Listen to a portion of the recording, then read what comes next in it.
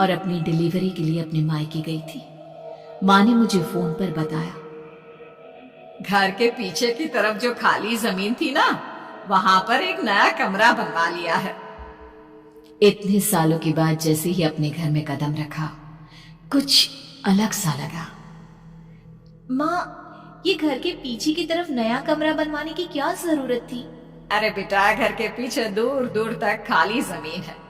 तेरे पापा को कई दिनों से लग रहा था कि यहाँ पर एक कमरा बनवा लेंगे तो ताजा हवा मिल जाया करेगी।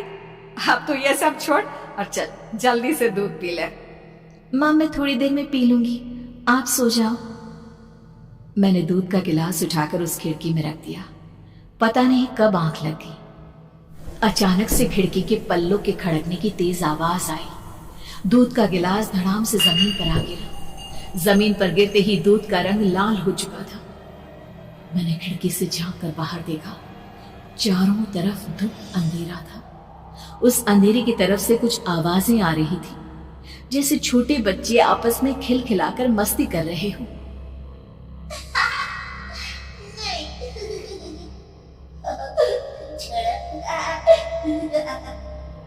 इतनी रात को इतने घनघोर अंधेरे में बच्चों की आवाज कैसे आ रही है?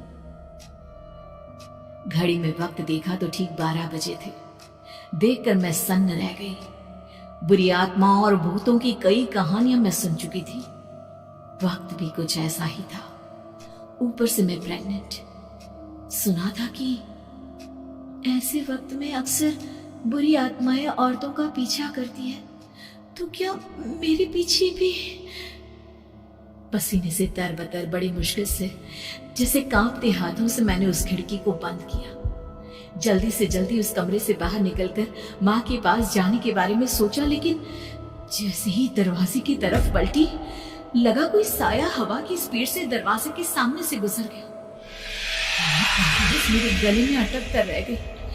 मैं जोर से चीख कर माँ को बुलाना चाहती थी, लेकिन वो आवाज खुद मेरे कानों तक नहीं पहुंच पा रही थी। तो माँ तक कैसे पहुंचती?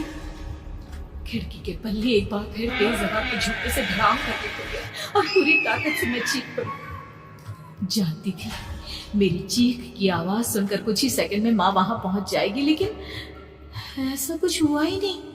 मेरा कलेजा डर के मारे फटा जा रहा था।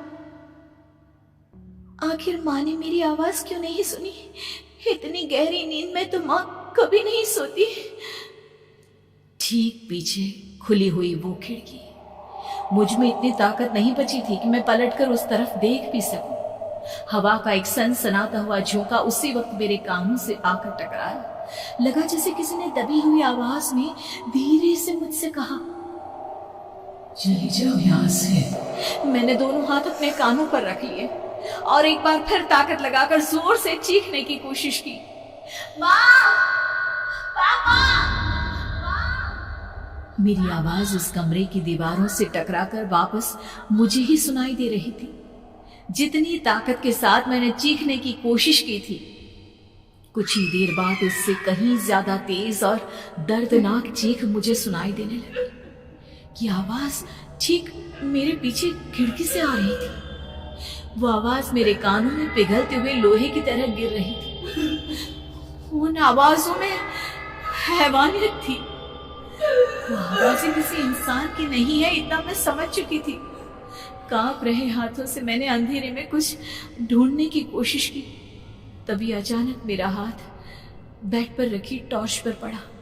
किसी तरह ताकत लगाकर टॉर्च का बटन ऑन किया, लेकिन ये क्या?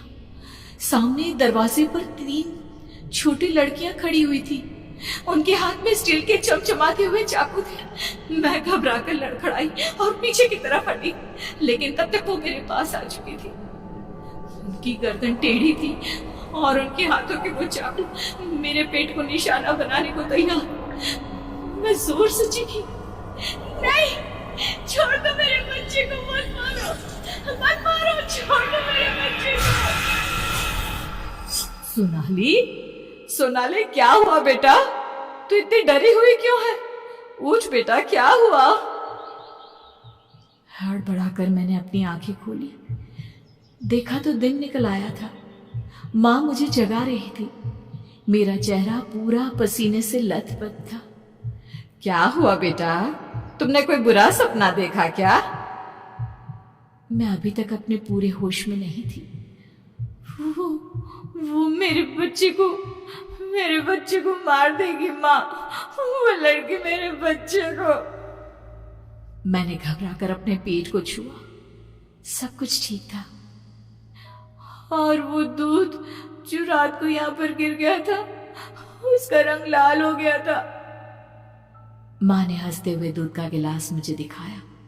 तुमने दूध पिया ही नहीं, पूरा का पूरा ऐसे ही रखा हुआ है। तुमसे कहा था ना सोनाली, सेहत के लिए लापरवाही ठीक नहीं बेटा।